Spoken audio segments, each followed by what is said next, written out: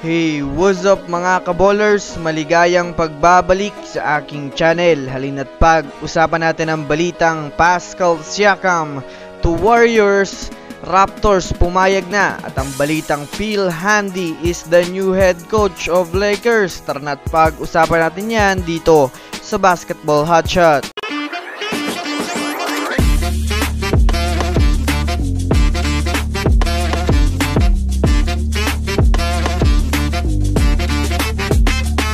Una nga muna tayong dumako mga kaballers sa balita patungkol sa kupunan ng Los Angeles Lakers. Alam naman nga po natin mga kaballers na malaki ang issue ng Lakers ngayon sa kanilang kupunan dahil na rin mga kaballers sa kanilang head coach na si Darvin Ham. Kinumpirma na nga po mga kaballers na mga NBA experts sa liga na bagamat man nga po natalo ng Lakers kaninang umaga ang kupunan ng Los Angeles Clippers na kanilang karibal ay hindi na daw yun dahil pa kay Darvin Ham.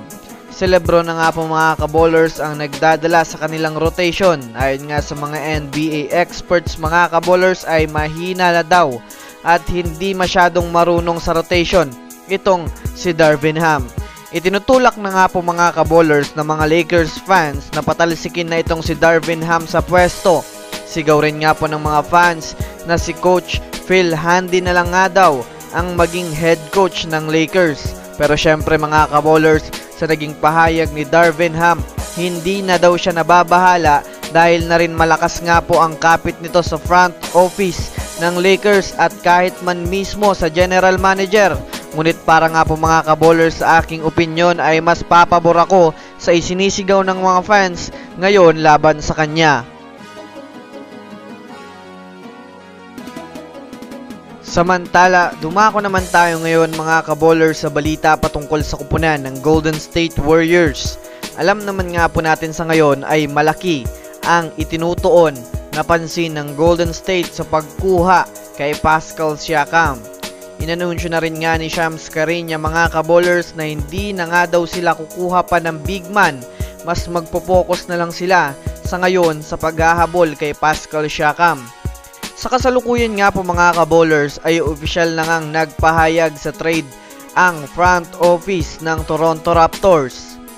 Payag nga daw sila mga kaballers na maibigay na sa Warriors ang kanilang player na si Pascal Siakam.